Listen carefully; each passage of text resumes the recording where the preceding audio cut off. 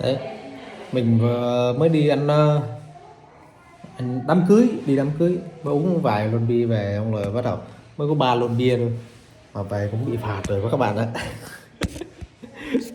Là đứng góc tường rất là vô lý.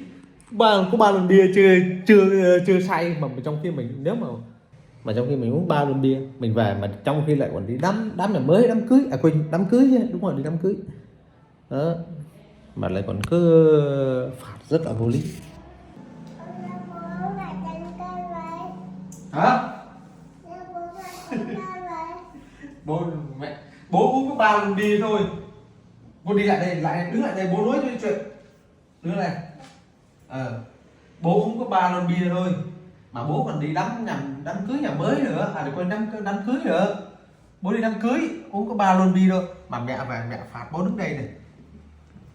Chứ con ra con biểu mẹ ơi tha cho bố đi, nhanh lên.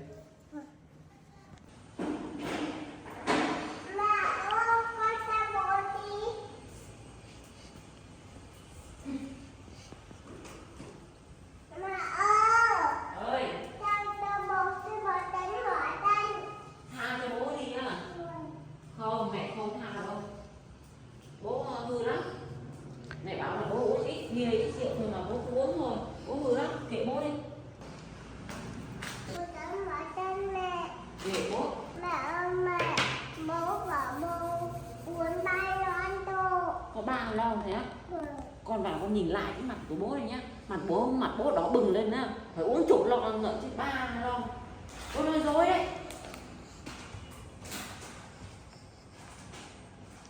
Bố, mẹ không bắt cho bố đâu.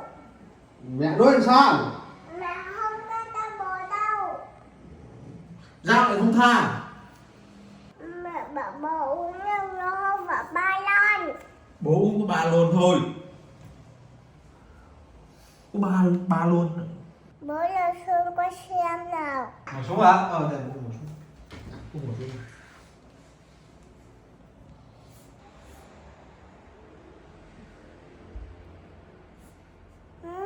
Bây giờ buổi rượu không?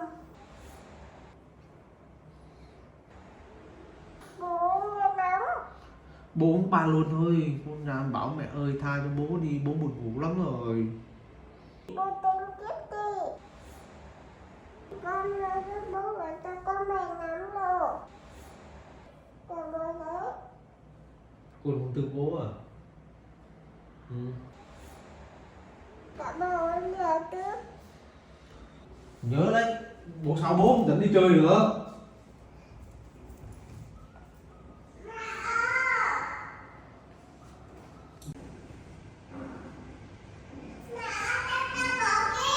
Không tha. Bố có đừng lắm đâu. Kệ bố. Mẹ không tha đâu. Cái mẹ. Không, mẹ nói không là không. Cái mẹ. Không, mẹ không tha. Cái ta bố cái bố đừng lắm đâu. Bố còn ngủ dậy, bố hứa mấy lần rồi. Bố uống có 3 lon đâu mà.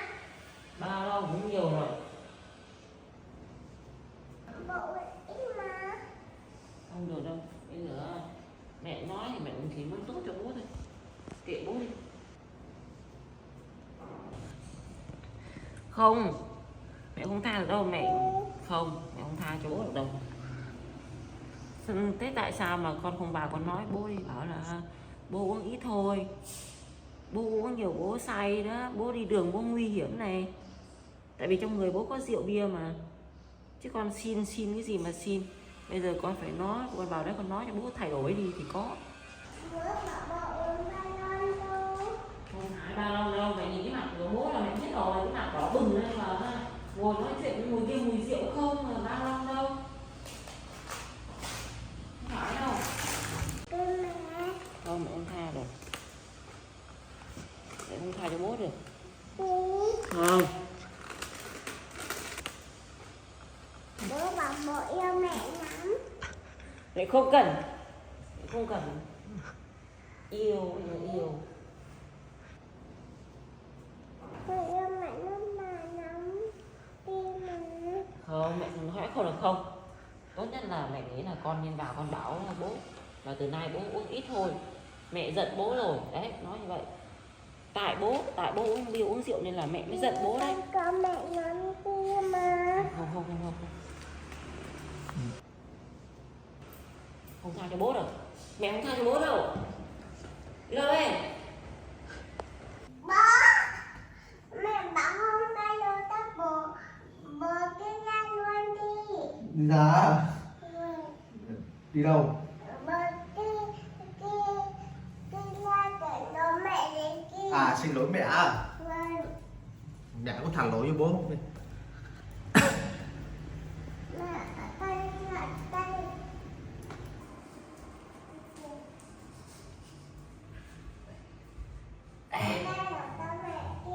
Bố thả lỗi với mẹ. Ai thả lỗi với ai?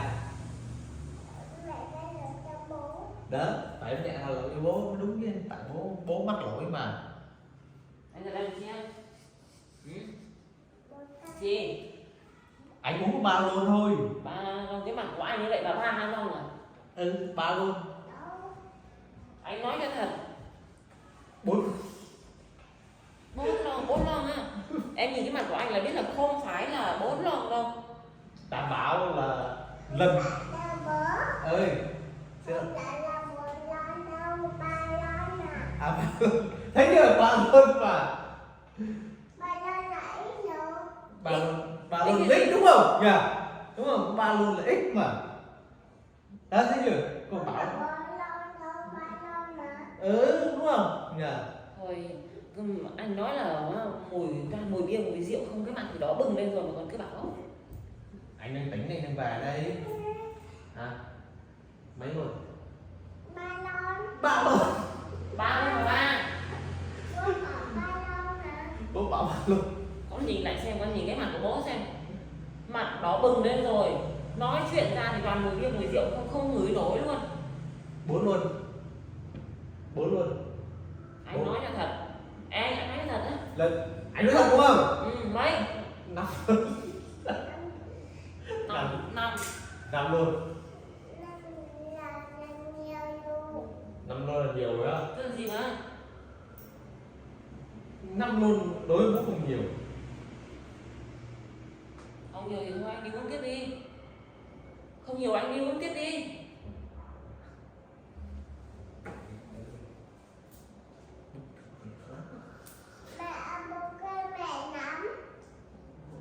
Không Phương à? Thôi. Để cho bố đi uống, bố có nằm lòng là ít lắm, để cho bố đi uống đi. Bố ôm mẹ đi. Mẹ. Ai ôm? Không. Thôi, mượn. Bố ôm đã là bố ôm Không mẹ. cần. Ừ, bố ôm mẹ này. Không mượn. Mẹ hãy bố ôm đi. Ra đi. Đi ra đi.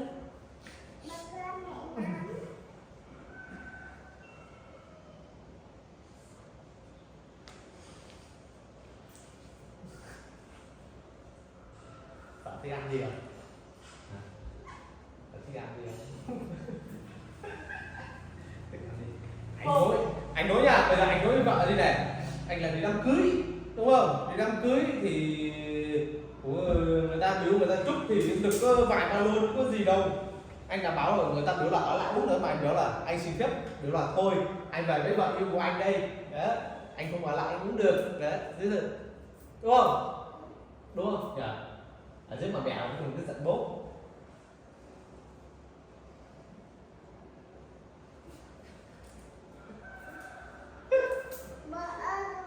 À. Bố bảo mẹ không mua gì không cần bố mua đấy. À, đúng rồi. Không cần. Chứ mẹ muốn ăn cái gì? Mẹ không cần ăn cái gì cả, không cần mua cái gì cả. Chắc tin thả tin. Thả tin như thế nào? Tôi giải bố. Đứng lại đây. Đứng lại đây. Thả tin như thế nào? Đi. À, gì là cái tin gì đúng không? À gì đúng không? Gì đúng không? À, phải như thế nào? À, không được như thế này. À, phải là gì đúng không? Ok chưa? Bố tặng mẹ. I love you.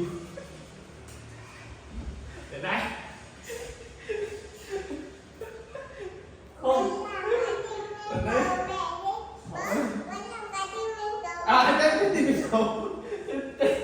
Cái tivi đầu sao làm sao? Làm cái gì? À như cái này á, đúng không? À gì này? À, làm cái tivi đầu mẹ.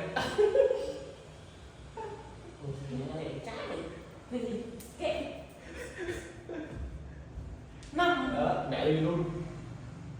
Mẹ đi mất rồi. Mẹ thi được.